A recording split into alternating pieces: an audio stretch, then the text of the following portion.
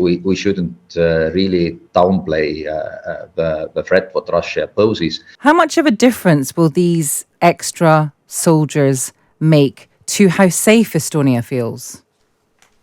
We feel extremely safe. I think the summit was really historic, and we are very thankful for UK for a collaboration what we have already been doing together, and also for additional deployments. As you rightly said, there has been a major shift and reassessment of a threat, security threat to the entire alliance, and clearly defining Russia as a key threat going forward. And this obviously means reinforcements on the eastern flank, and this is precisely what was agreed. So in my view, NATO hasn't never been stronger, and we haven't never been better protected as we are today. Does an increase in troop numbers to protect Estonia make you feel more protected, or potentially provoke Russia into attacking you?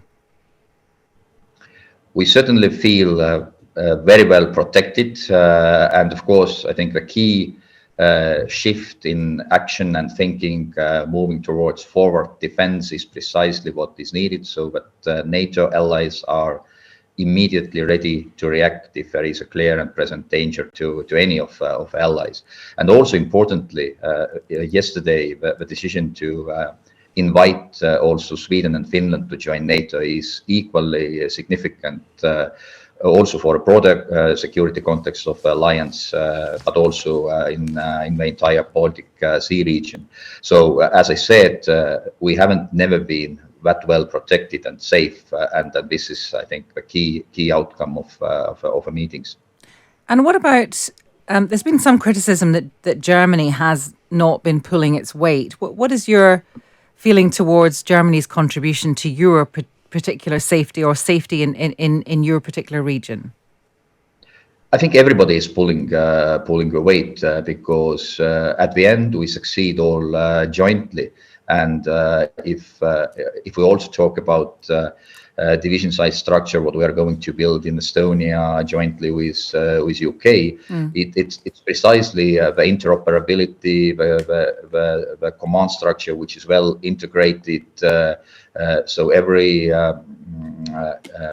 military division knows where they exactly are going to be positioned. There is pre-positioning of a military equipment.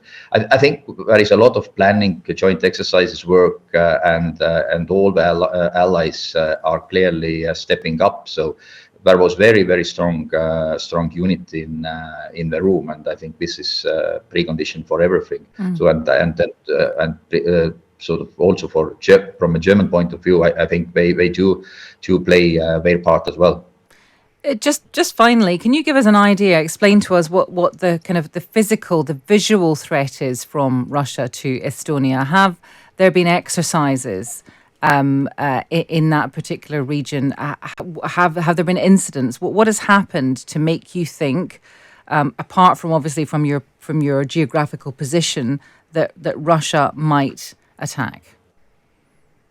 I think, we have all seen what Russia has done and what it is doing in Ukraine. So I think that is very clear for everybody, that Russia represents the direct threat to the security globally.